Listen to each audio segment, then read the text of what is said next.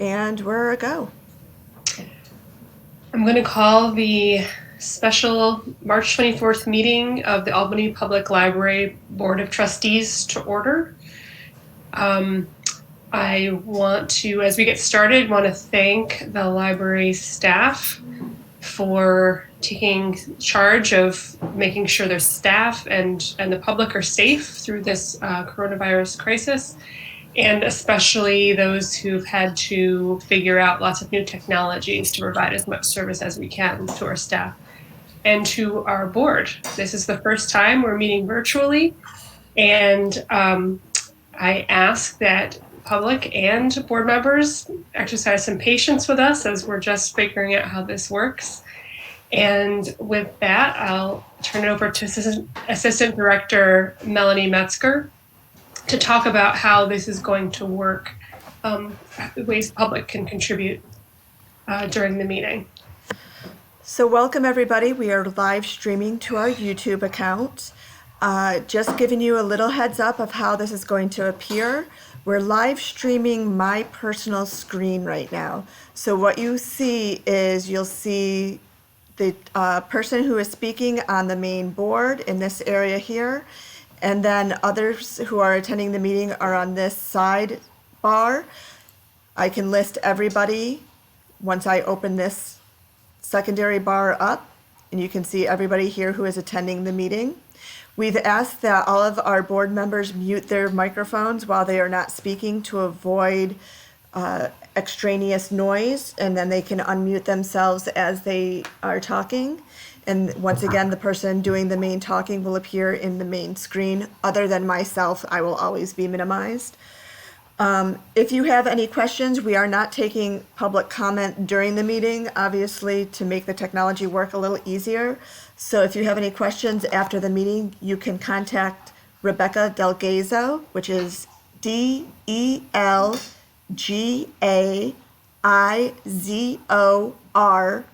at albanypubliclibrary.org. She will be soliciting any questions and responses and will relay them onto the board. And with that, we will get moving with our meeting. Thank you very much. Thanks, Melanie. So is there any public comment at this point? I have not received any public comments. Thank you, Rebecca. All right, we'll start up with new business. Scott, business office update. And just so if people are watching, there is an agenda on board docs. If you go to the Albany Public Library page on board docs, you can view the agenda and attachments, which looks just like this. And you can follow along. And are we going to use the, are you going to have the documents up as you're talking about them, Scott? Yes, I am. Great, thanks. So the first document that we have prepared for you is a continuation of business during COVID-19 pandemic. We just wanted to make the board aware that we will have to do some work. The business office will have to do some work before the next board meeting in order to get some of our bills paid, including our staff's health insurance, heat and electric, things like that. So the business office has gone through. We identified key invoices that need to be paid. We've done a lot of work. The business office has done an incredible amount of work to make sure those invoices are delivered online so they're received. The invoices and checks will need to be processed at our Washington Avenue branch. So some of our business office staff have volunteered to go in. Right now we have a lockdown of the building. Only key staff are allowed in the building, and the buildings are armed, and we're monitoring, and people have to actually stay on their phones while they're in the building. So we're going to work through this process with our facilities manager to make sure that the buildings are, being watched while individuals are in there. So in case something happens, they will be protected. We're also having a cleaning company come through and do a first of several deep cleanings before anyone steps foot in any of our buildings again. So one of those cleanings will be done this week, so it'll be ready for the business office staff to go in, those who have chosen to go in. We've moved our payroll to an automated system, so we don't have to come in to the building to do any of our payroll. A significant portion of our banking has been moved online, so we made sure that key members of the administration and the business office now have access in case an issue comes up where someone's too sick to look at our online banking. And all key business processes can be done by more than one member of the staff. We wanted to make sure that in case something happens to someone, we would have backup so that our operations could continue.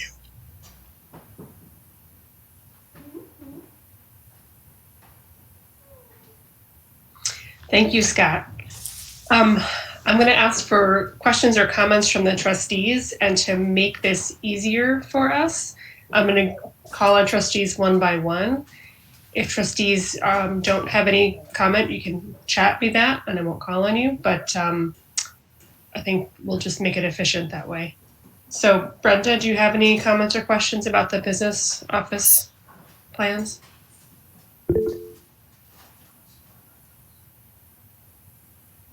Okay, Sarah.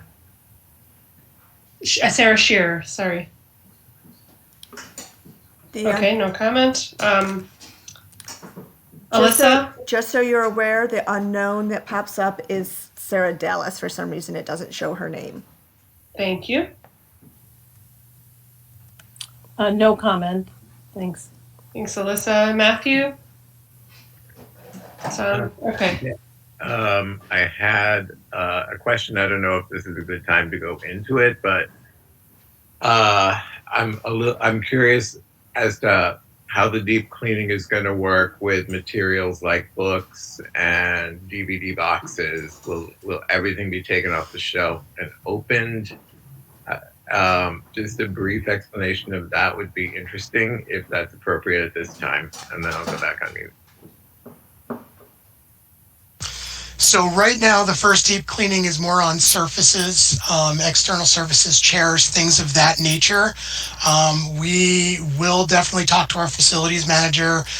Maybe the next deep cleaning we'll talk about. I don't think we need to pull every piece of material off the shelf and wipe them down, but we probably should do some peripheral wiping down of spines and material that we know a lot of people handle, like new books and new DVDs and new CDs.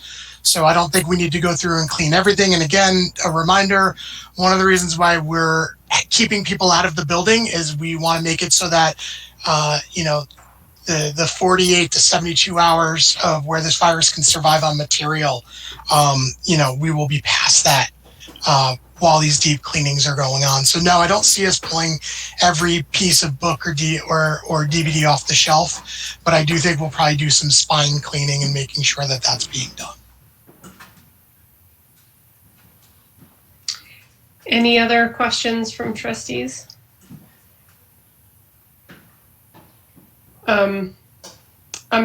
My one question is about internal controls, making sure that different people have different parts of the financial process. So as you've been making those shifts and giving more people access to banking online, are you still able to maintain the internal controls? Yes, those internal controls are still there. People still have the assigned responsibility. The idea to making sure that people have access means that we have the ability to pivot and reassign responsibilities in case something goes wrong. Okay, thank you. All right, next up is the financial impact predicted at this point.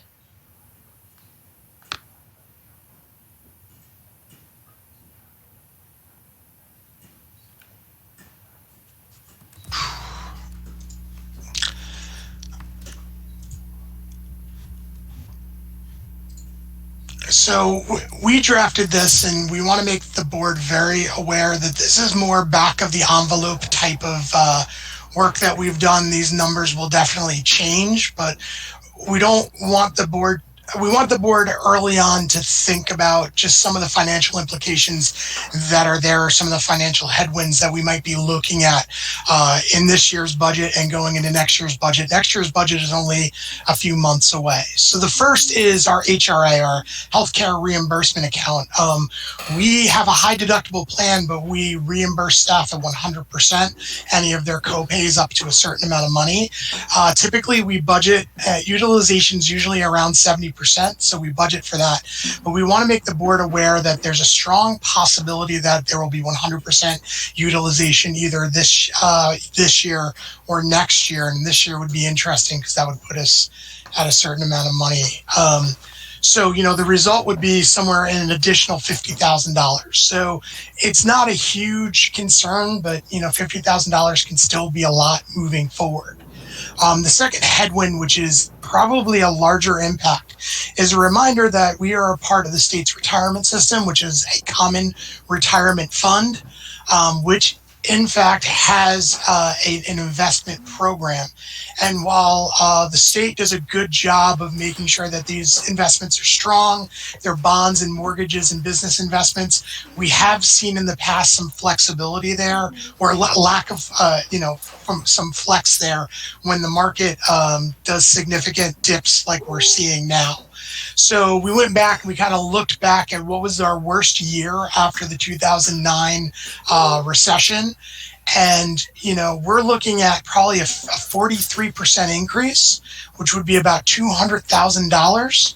I am not sure whether or not we would see that in the 2020-21 fiscal year, because they do try to lay out the pain over 5 years, but we'll probably see significant increases. But if we saw that 43% increase, we'd be seeing, going from a budget of $200,000 to or a budget of $461,000 to an additional $20,000.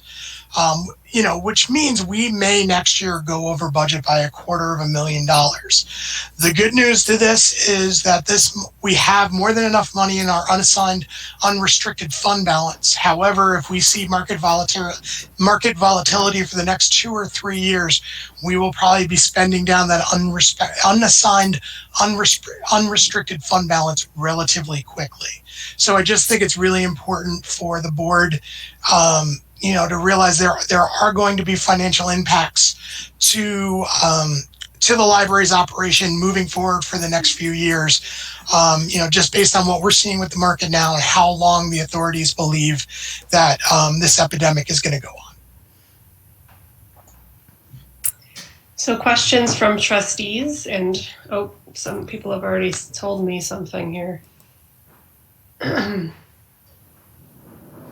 Maybe. Brenda?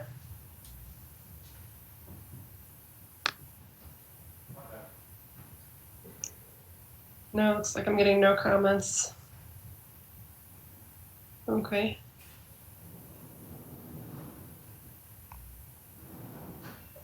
Okay.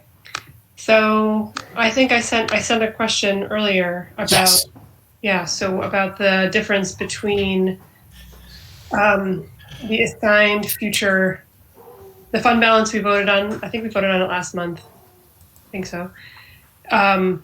There's a section that's assigned for future budgets, and there's sections unassigned for future deficits. So what's the difference between those?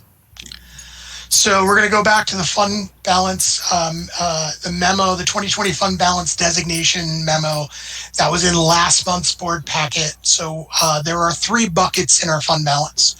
One is money set aside for capital projects, which is sizable, $3.1 million. We have assigned unrestricted. That's at about $1 million. That is the money that we factor into our budget each year to basically offset any possible tax increases or to minimize the amount of tax increases that we're asking for. And then there's unassigned, unrestricted. That's the money that's left over from those 2 buckets, which is about, right now, about $1 million. Again, the reason why we have kept it this much is we always expected a market downturn. We didn't want to experience what we experienced in past budgets where it was sudden and put us in deficit. This is basically our emergency fund, which has made me feel like having this unrestricted unassigned fund balance was a very good idea. So we should be fine again for the next few years if we see market volatility. This is our kind of money that we put aside in case of emergencies. But in future budgets, we might be using that assigned category for this. Yes, if in the 21-22 budget, we see a need to spend money, we'll take it out of that unassigned unrestricted. But what we can also do in the 21-22 budget is take even more money out of that assigned budget line, the assigned unrestricted budget line, and put that towards a future budget use. So if we are feeling that there would be a negative impact on increasing taxes or a tax levy as much as we need to, and to make sure that we have what we need to operate going further or in the future, that we can also take money out of that line as well. Okay, thank you. Next up is the continuation of service reopening plan. We need to be on that as well. Okay, so this is, come on. This is probably the hardest one to present on. This is based on, really game planning, where we see ourselves going forward when it comes to operations over the next coming, I would say, 9 to 12 months. And this is a game plan for us to have. And we did so taking 3 factors into consideration. Hey, Scott. Yes. Can you make that bigger? Yes, I think I can. How do I make this bigger? Can you just Control Plus on your computer? Let's see if that works. I don't know where.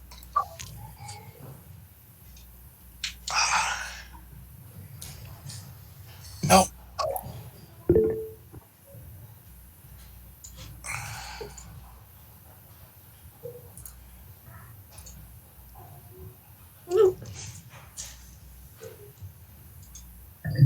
Okay. Is that better? Little. Okay, let's see.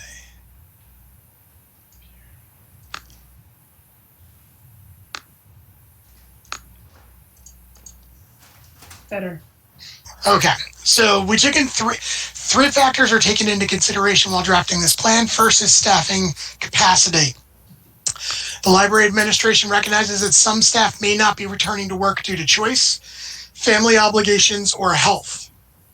This will also allow us to staff public service desks in a way that minimizes exposure. The second is the capacity of the facilities department to keep up a heightened cleaning protocol, including staffing and supplies. And then the third is the ability for library leadership to pivot in case of a second wave of coronavirus and the need for the organization to shut down operations in the face of another quarantine. I'm just going to kind of go through this plan, and I'll take questions at the end if that's okay with you, Karen. Yes. Okay. So phase 1, staffing returning to the building. We estimate, or we hope that this would take place sometime between April 22nd and 28th. It'll be a 1-week period. The library facilities will remain closed to the public. Select buildings, those that will be opened in the next phase, will be cleaned and sanitized. Staff will be expected to complete job-specific duties and tasks, and the library will begin to explore alternative delivery options for material, services, and programming. So this would be kind of a week or a few weeks that we would get staff back in the building to kind of normalize internal operations. This would be starting on day 38 after our March 16th closing. That would lead us, if everything seemed okay, and from what we were seeing from the guidelines by the state and county, that would lead us to phase 2, which is opening of selected locations. This is estimated to take place sometime between April 29th and May 26th. would be a period of 4 weeks starting the day after phase 1 is complete. Library facilities will be open at limited locations. Again, will be at limited locations because we're going to have a cleaning protocol that right now we don't have enough internal staff to do at full capacity. We may not be able to do if we have 1 or 2 of our facility staff out. We will have hours that will be reduced just so that we can have the staffing and the control over what we have going on. There will be no programs, no meeting room use, and no study room use. Limitations on certain services and limited outreach and coordinated projects with external partners. We're working on an outline for all of our external partners where there are guidelines that they will need to promise that they and sign off on that they are following to make sure that their patrons, their customers, their staff and our staff are all protected. So after that phase, we would see phase 3, which would be an opening of all locations. Right now, we estimate that to take place sometime between May 27th and June 23rd. This would be a period of 4 weeks starting after phase 2 is complete. All library facilities will be open. We will be at limited hours. No programs, no meeting room use, no study room use, limitations on certain services, and limited outreach and coordinated projects with external partners. After we have done that and we're comfortable, we will reach phase 4, which will be regular hours. This will be estimated to take place sometime between June 24th and July 21st. It's a period of 4 weeks starting the day after phase 3 is complete, but it could last longer. We will move all of our library facilities to normal hours. We will not be having programs, no meeting room use, no study room use, limitations on certain services, and limited outreach and coordinated projects with external partners. After we've reached that phase and we are comfortable, we will then go to phase 5, which is protocol operation. This is estimated to take place between July 22nd and July 18th. It's a period of 4 weeks, starting the day after phase 4 is complete. And again, phase 4 is a moving target, or the completion of phase 4 is a moving target. Library programming begins on a limited basis with hard caps for program attendance and number of programs offered in each building. Meeting room use will be limited to groups of no more than 10 people. There will be limitations on certain services and limited outreach and coordinated projects with external partners. And again, we want to hold our outreach and partners to a pretty stringent kind of coordinated effort to make sure everybody who's being served and working is safe. And that will lead us to phase 6. I call it full operation, but I am not necessarily comfortable. I think that's a cautiously optimistic way to phrase it.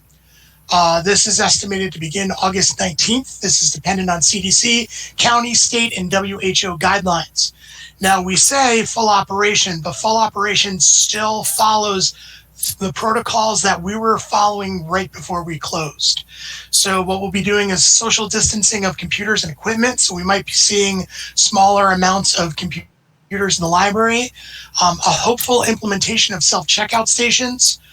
We will be asking patrons to wash their hands before and after using library equipment. We will keep a suspension on all ILL. There will be no phone use by the public. We will do all check-ins at the end of the day to allow a thorough cleaning and drying time. We will only serve pre-packaged food and food served by a licensed vendor at programs. There will be no toys in public spaces. We will make sure all services are wiped down before and after programs where the program takes place. Staff should be washing hands before and after programs and desk shifts. All returns will still need to be done by the book drop. Material in the book drop will be checked in periodically. All material received in the book drop should be handled wearing gloves, and items should be wiped down. We say Lysol wipes, but our facilities manager is working hard on finding something that's a little less pungent in smell on cleaning the books. Return devices will also be wiped down upon return and probably sit on the shelf for a little while longer. At the end of each desk shift, staff members will wipe down hard surfaces.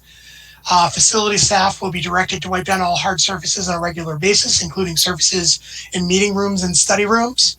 All library cards will be scanned in patrons' hands, and staff will be directed to make sure that they are cleaning, monitoring cleaning and health supplies as often as possible. I just want to remind the board that all of these lines, all of these dates will be moving. They'll all be moving targets. Some of those protocols will change. I do not see library life as we knew it until sometime next year.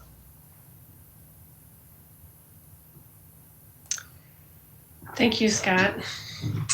Again, open for trustee question and comments, and we'll go in order. Please use the chat if you don't want to say anything. So, Brenda, no. Sarah Shearer. Yes. So just a couple points. Instead of using the term quarantine, could we maybe use some things like directed business closures? I know there are a lot of terms that are being thrown around right now, and quarantine does have a specific meaning. There are mandatory and precautionary quarantines. I know Cuomo went through the whole what exactly shelter in place means. So maybe something like directed business closures. And then, I'm sorry if I missed this when I was trying to look that up. Can you explain a little more about how these phases were created, the timelines, the thought process behind it, and if other government entities and businesses open on a sooner timeline, is that something we would consider matching? Yes, this is really just kind of a layout or a draft. I definitely hope that I am being cautiously optimistic based on the information that's been provided to me through watching the county, through watching the city, but also through our connections with SUNY Albany. So I was actually drafting this before a staff meeting with emergency preparedness and homeland security, the department that some of us teach in, and I actually moved the dates after that meeting. So yes, I'm completely open. This is just a plan, and like all plans, they need to be flexible. That's why we built those dates in. However, I would prefer that we be cautious as opposed to saying we're going to open and then need to turn that around relatively quickly. When you say you moved the dates after the meeting, moved them back further after the meeting? I would absolutely love the idea of saying that we can move to phase 2 much quicker. However, I have a suspicion that we might actually be moving dates further along into the year. Thank you. Jenna. No comment. Thank you. Alyssa.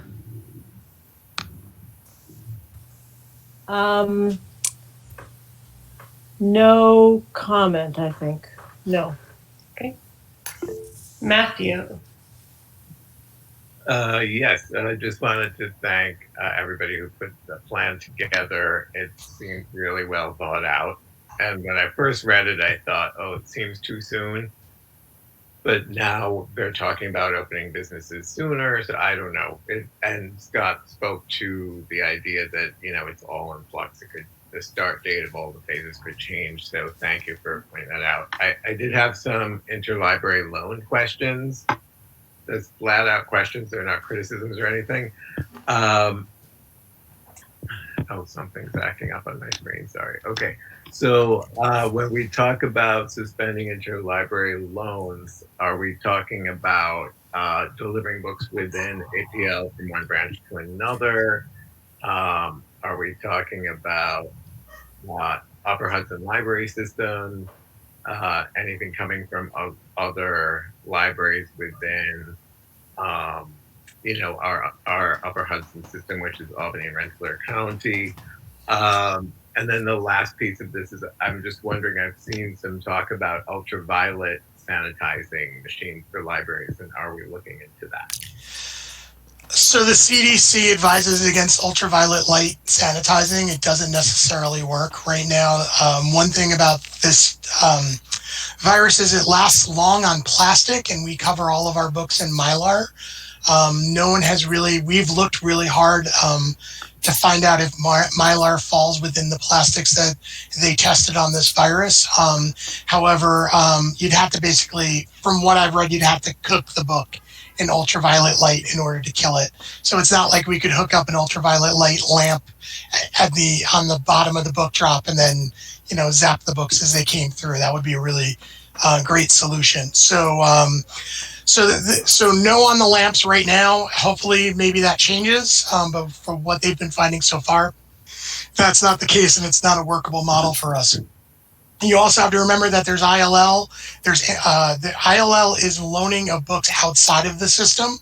So that means you need a book, you need a tome on, you need a book about the 1918 flu pandemic, and we don't have a copy of it, and you get it from a university library from anywhere across the country. That's ILL. Then you're talking the next phase, or the next thing you're discussing is reserves, which is within our system, which is within the 2-county library system, which has been suspended by the system through the Directors Association. That would be up to the system when that would continue. And I know there will be some deep conversations about when that's going to continue between all of the directors and staff. And then the third thing you discussed is the idea of kind of a reservation system within the district between the 7 libraries, which is something that we put in place when the library systems courier program, when the courier they were using went out of business, and we didn't have a delivery system for about 4 to 5 days. We have talked about putting a system like that in place if UHLS isn't doing delivery yet when we're open. So, so the first phase, we don't want anything from out of state or other organizations yet. And probably right now, the way it looks for university campuses are, at least for SUNY, are closed until probably September. So I don't see the need for ILL being so great, and I'm not sure that the university libraries are going to be able to respond to those requests, because even though some of their libraries are open, which I won't step on my soapbox about, even though some of their libraries are open, I'm not sure they're going to be doing ILL until next semester. So that's that component. Again, the interlibrary request system in the system, that's up to the Directors Association and the people who run that system when that system, the courier system, will continue. And then again, the third component is, yes, we are prepared to maybe do some internal requests and run those. We were able to do internal requests when the courier systems went down. So we'll probably be able to do something like that if in August for Upper Hudson decides it still doesn't want to do the courier system. Okay, Tom, do you have any comments? Yeah, so Scott's answer and Matthew's questions made me think about, we're also the central library, and do we have responsibilities as a central library, whether we're opened or closed, if other libraries in the system are open? That's a very good question. Yes, we're supposed to be open an average amount of hours, I believe, a week in order to be the central library. I'm sure this is something that other central libraries are going to bring to PLSDO. PLSDO, I don't know what the PLSDO stands for, but it's central maybe Sarah can answer that later. But PLSDO is the grouping of all the system directors and how they communicate to the state. So I am sure we're not the only central library that's concerned about this. And my hope is that Department of Library Development, which is under State Ed, which is kind of our state, our state connection, and who also oversees state library funding, that they'll be able to answer that question. But yes, it is possible that our central library funding would be under jeopardy because we're not open enough hours. But I'd like to remind the board that the majority of that funding goes to ebooks. So, we'd maybe look at how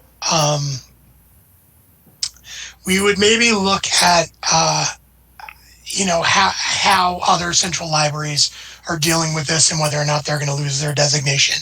I don't think Department of Library Development or, our state librarian's going to show up at our front door and take away our central library certificate, but who knows? Yeah, thanks. And the other question I have, and if you want to save it for our next conversation, just say the word. But if we're going to be open on reduced hours, does that mean we have less staff and staff working shorter hours, or will they just stay in the building when it closes to the public and continue to work? So, yes, what we'd like to see is thank you, Sarah, Public Library System Directors Organization. Thank you, Sarah. So what I would like to see is not a bunch of people in the building at the same time.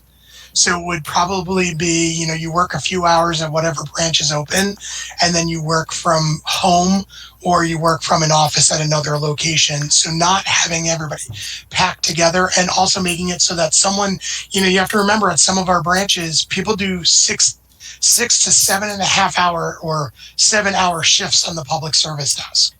So what we'd like to see is that when we reopen, the ability to be flexible so that our staff only have to work a few hours on the public service desk and then do some work away from the public, and also in the ability to be distanced from each other as well.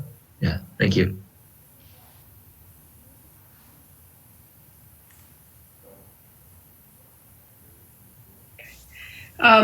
And then one more comment came from Arlene. Are you coordinating with the school district on this? And I assume she means with closures and openings.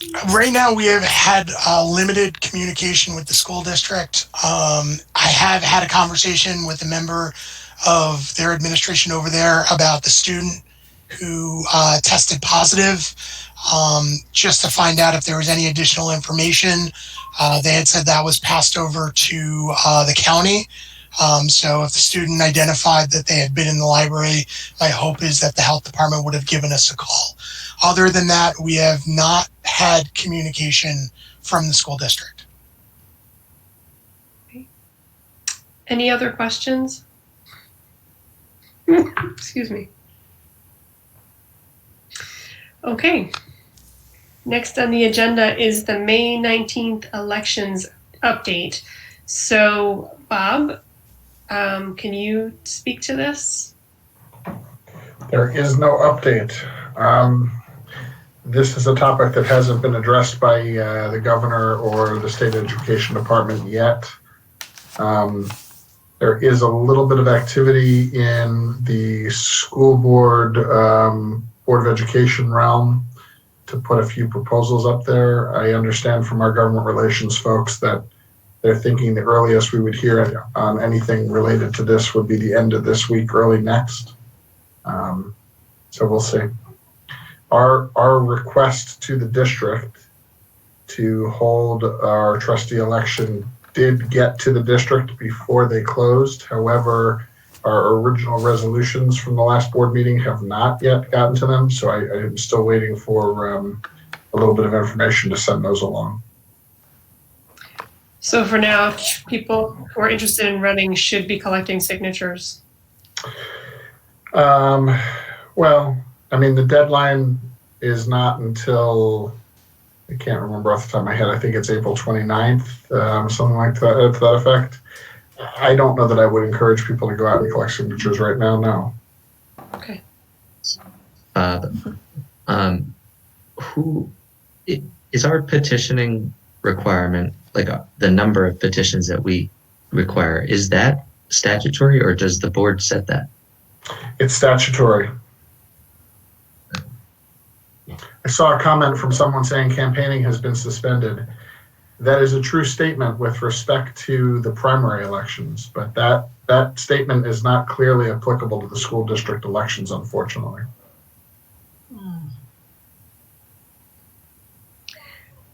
Are there other questions from trustees about this?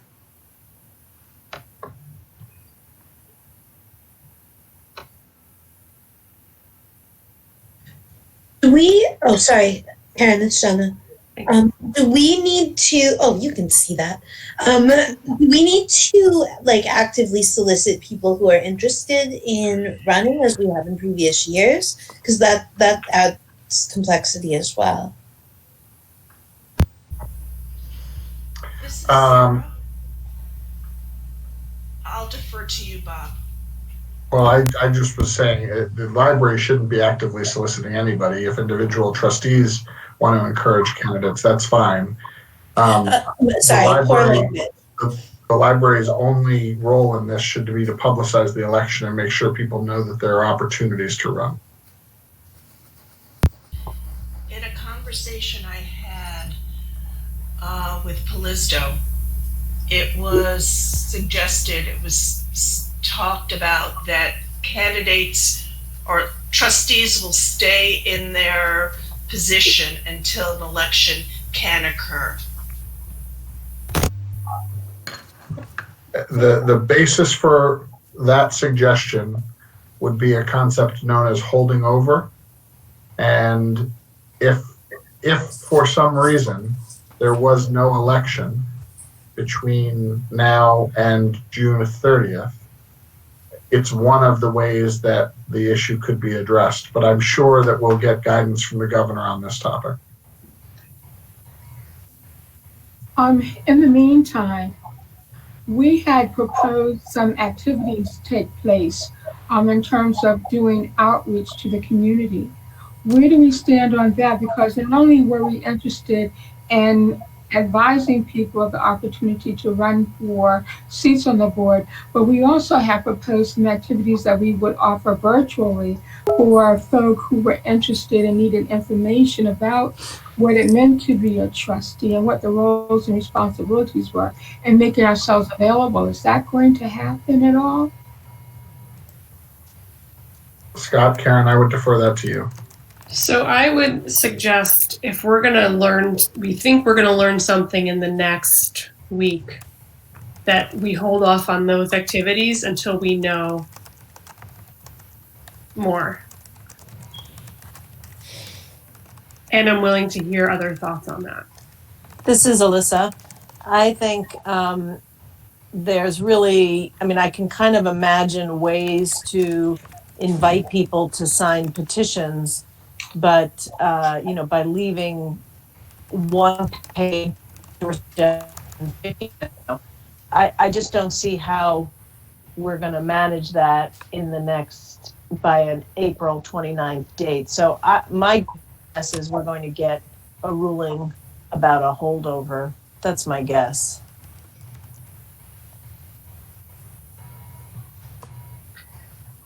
So for now, I'd say, Arlene, let's hold off and see what happens in the next week or two, and then we'll have to see. In the meantime, the packet is up on the website. So if you want to share that with people, if people want to take it and see what's involved there and the timelines and stuff, that's fine. But at this point, let's not get ahead of ourselves too much. Well, it's not about getting ahead of ourselves. I'm concerned if the recommendation is put into play that we hold over the incumbents until things get straightened out, that's fine. We have some pretty capable people. I understand that. But if there is going to be an election process, then I think we have a responsibility to do the outreach that's needed to ensure that we're going to have opportunity for diversity. There's work that needs to happen there. So I don't know. I think we should be working on parallel tracks. One, if we're going to keep our incumbents in place, and another, we need to prepare for doing outreach so that we can be reaching a pool of diverse candidates. Do you think we can wait a week to see if there's any guidance that comes out? Well, that's what we have to do.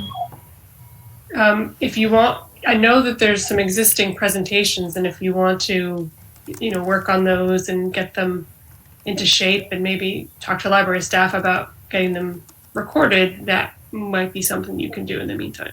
Well, we did that, but we've been on hold. So I guess we'll wait a week and see what happens. But I would hope that if we are going to move forward with an election process, that we make an earnest attempt to reach out widely to ensure that we have candidates coming in from, from a diversified group. Okay. Any other thoughts on that? Thanks, Vernon.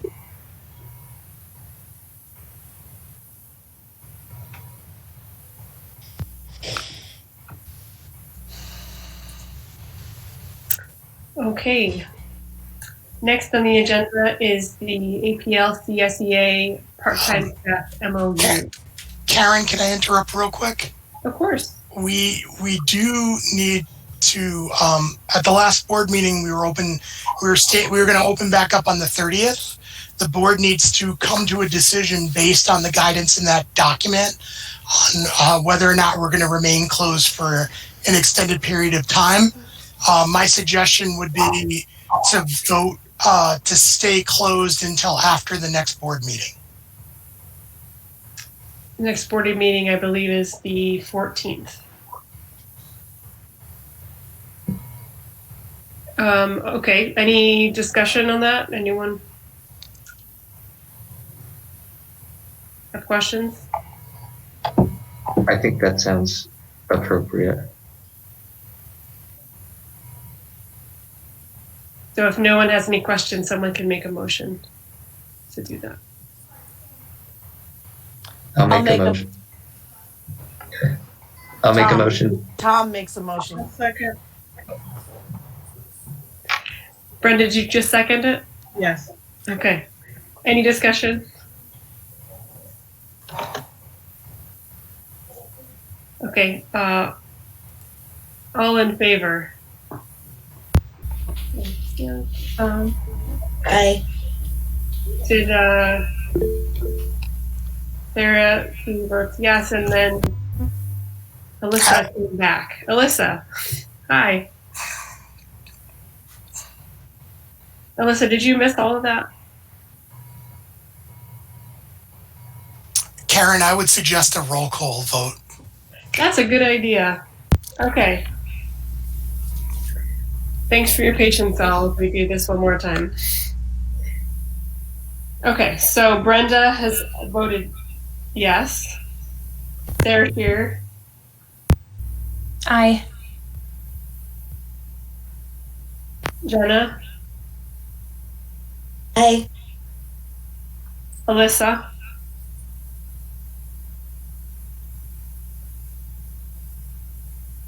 Yes. Great. Oh, sorry. Matthew. Hi. Arlene. Yes.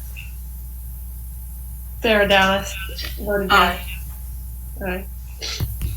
Tom. Aye. And I also vote aye. So it is unanimous. Thank you. Thanks, Scott, for remembering the action.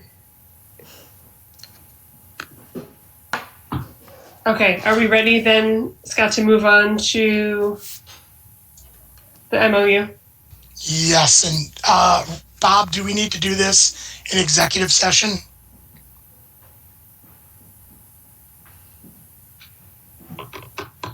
I don't think so, Scott, no. Okay. Okay, so last time at the last meeting 2 weeks ago, we had a long discussion about the impact of closure on our part-time staff and how there was no provisions to pay them in the current CBA. So I know Scott and Bob have been working on this a lot over the past few weeks, and now we're getting the proposed MOU. So go ahead, Scott. Oh, I'm going to leave this to Bob. He's done the lion's share of the work. Okay, go ahead, Bob. Scott and I left the meeting a few weeks ago with a clear directive from the board as to how you all wanted to handle the payment of wages to part-time hourly. We spent some time first trying to identify different theories by which we could avoid any issue with the prohibitions on gifts of public funds. The ultimate theory that we came up with that seems to have taken off shortly thereafter in the library community is that these are transient workers in the sense that they are relatively entry level for the most part, often work for other institutions and other libraries, often have another job. And that if we had any interest in trying to retain them once we came back online, it would be in our interest to continue paying them or continue some relationship over the course of the closure.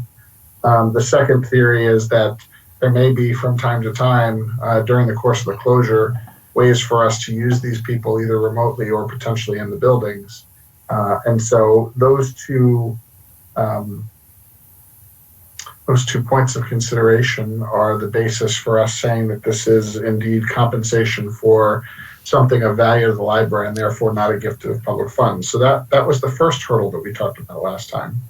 The second hurdle that we talked about was that we couldn't unilaterally make a decision to pay them given the collective bargaining agreement provisions that we had in the contract. And you'll recall that with respect to full-time employees, there is language in the contract that can be interpreted to say that they get paid for any day of emergency closing.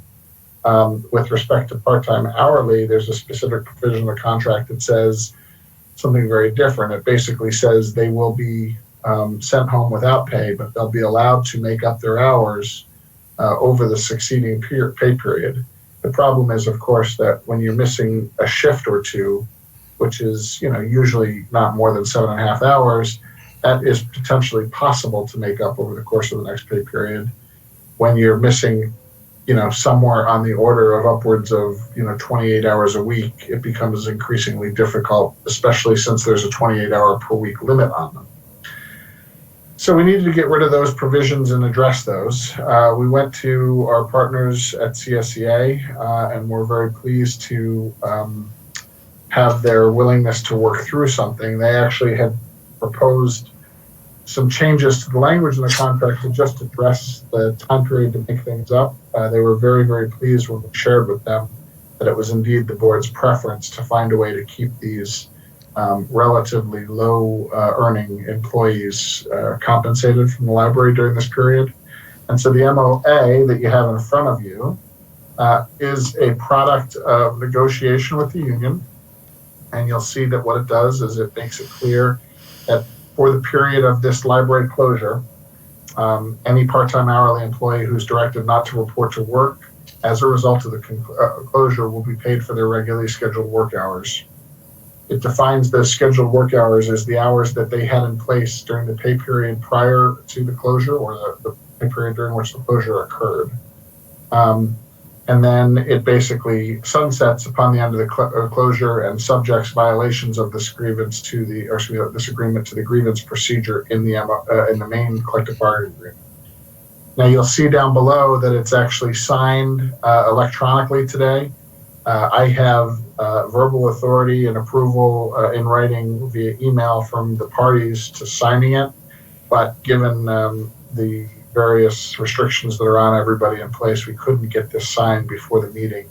We've just agreed to get together at some point when we can do that and affix actual signatures to it. But you have my representation that the union, both the local and CSEA, have given us their approval of this, and they're hoping that you'll approve it tonight.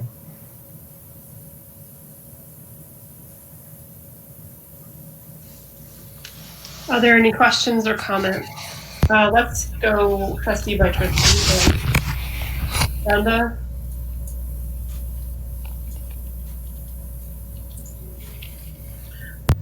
Great job. Thank you. I don't have any comments other than that. Sarah Shear? Yes, so you probably said this already, Bob. Sorry, due to technological issues, my screen froze and I had to leave and come back. So sorry if you already said this. How is it under the ban on public funds of, gift of public funds ban, that we're able to do this? I know under the union agreement, we we're already set up to pay our full-time, but could you just explain that again, how we're able to do this under the agreement and it's okay under the ban? So what you're referring to is the prohibition in the Constitution on the gift of public funds. And you did miss it, unfortunately. We came up with two theories by which the library is actually getting something of value for extending this pay to these employees. The first is retention. This is a relatively transient group of employees who are working for other libraries and other employers. Often the library is a non-primary place of employment, and we believe strongly that if we don't pay them, it is likely that they will not be ready to return to us, and therefore we'd be losing not only their hours but their expertise at the end of the closure.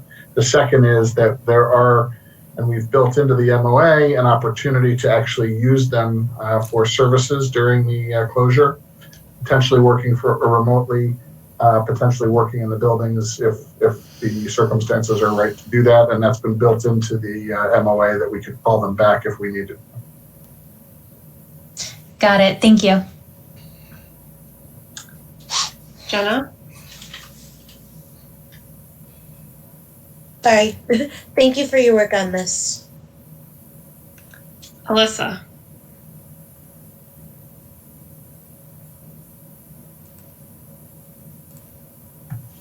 I'm good. Matthew already said no. Arlene?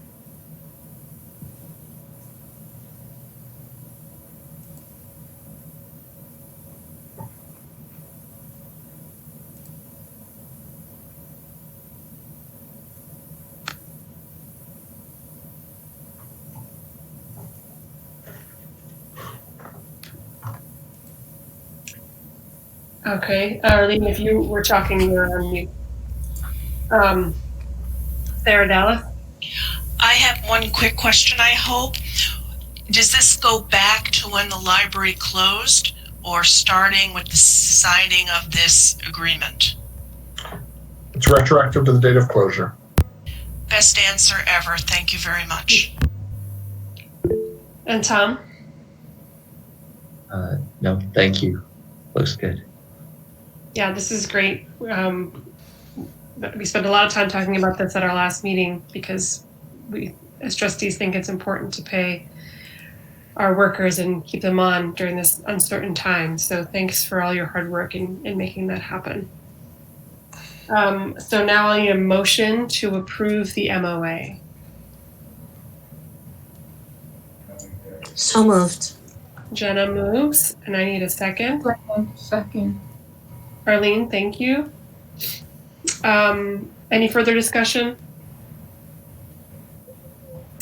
Okay, and we'll do a roll call again because that's much easier. Brenda? Yes. Sarah Shearer? Yes. Jenna? Yes. Alyssa? Yes. Matthew? Aye. Arlene? Yes. Sarah Dallas? Yes. Tom? Yes. And I also vote yes. It's unanimous. Thanks, everybody. Okie doke. That is the end of our regular agenda. Is there anything else that anyone wants to say before we check in on public comment again? Yes. I was wondering if Scott could just give a very brief update about how the staff are functioning out of the building, what's going on, how are all your remote services going? Are people calling? Are they, what are our download numbers? All that stuff. Thanks. So I shared with the board early on a kind of a plan that we had put in place to provide online kind of virtual reference services. Those are being done. It's not super busy, but it's starting to pick up the more we kind of promote things. Tomorrow, now that we know that we're going to be closed for even longer, we're going to be going around and we're going to be updating signs on the doors. We're there. We're doing stuff. I know starting this week, we're going to be doing online story times and some online book suggestions.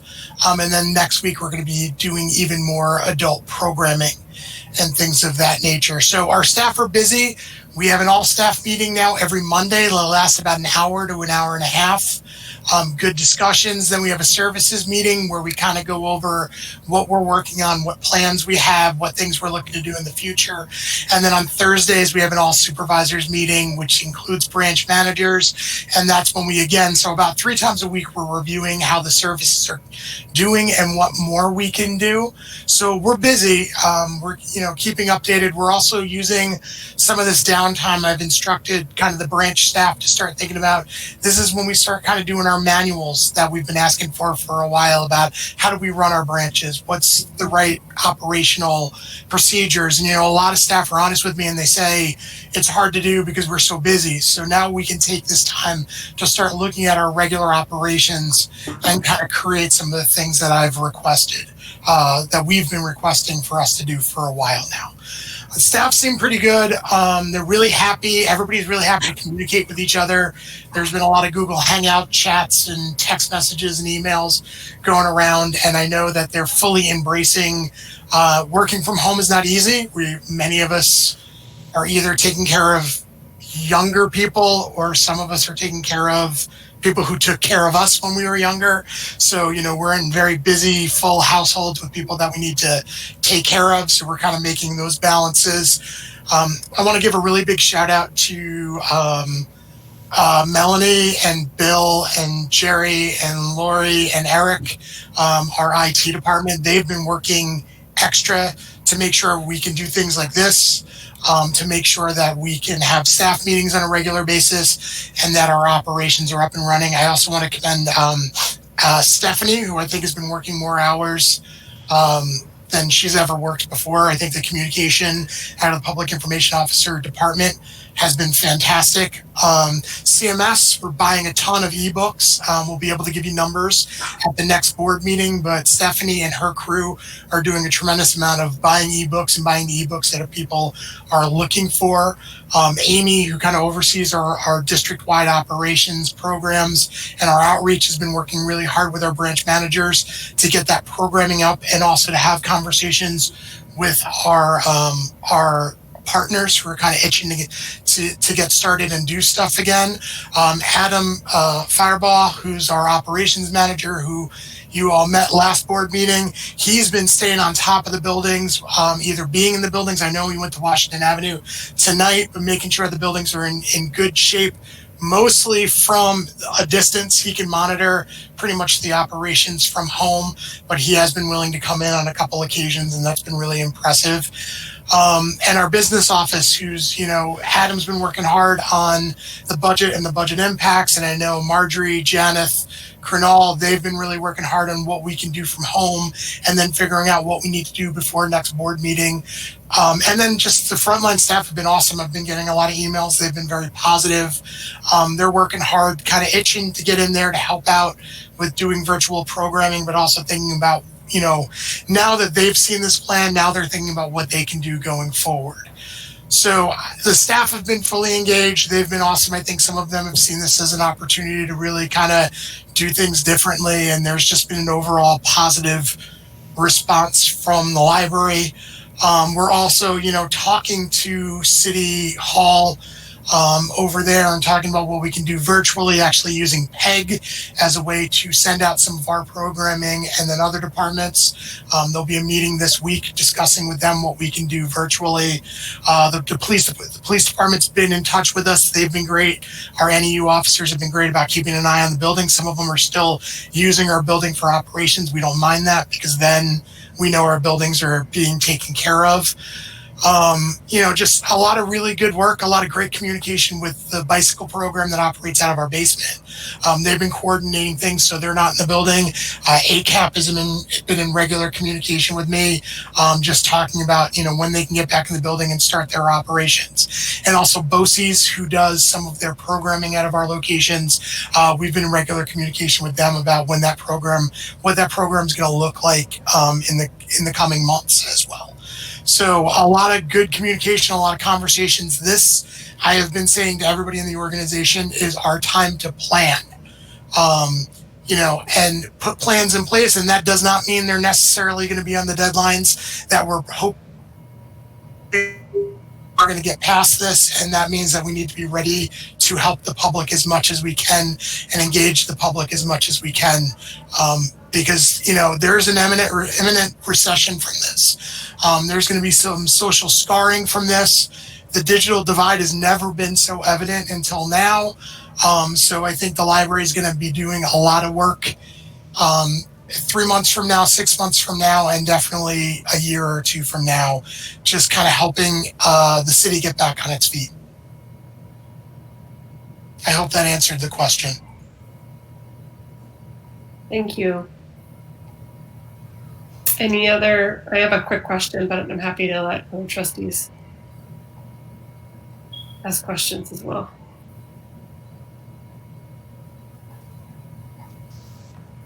So I know that the community report is not on the front burner. And obviously all of the meetings you were planning to present have been canceled. Are there plans to do some kind of virtual version of that once some plans have been put in place? Sure. So once we're kind of again, this week we're focusing on doing story times because we know for kids, this is a super confusing time, and we could do pre-packaged story times coming from other libraries and organizations, but we think it's really important for some of our kids to see our children's librarians who they're really attached to. So this week we're working on our story times, making sure that it's a quality product. Next week is when we start working on our adult program. Some of the stuff I saw today was really awesome. I know that Ryan Slowly, who is one of our library assistants who works in the makerspace, is helping us out doing a podcast. Talking about the library and being a little bit, not a positive spin, but a saner spin than, things that we've been hearing out there. So I think in next week, while we focus on adult programs, that's when we'll start talking. We always do a virtual community report anyway. So I'd like to get a virtual community report done sometime next month. Once we kind of get our online services, kind of the ship, the ship right now is a little leaning to the side. We want to get it straightened out, and then we'll start talking. Then we'll go back to bragging about all the great stuff that we did last year. But right now we want to really get focused on this year and make sure we're doing what we need to do. Great, thank you. So unless there's any other comments or questions from trustees, or Melanie and Rebecca, did any comments come in during the meeting from the public? I have not received any comments. Okay. Nor have I. Okay. All right, so if there's nothing else, then we can move to adjourn.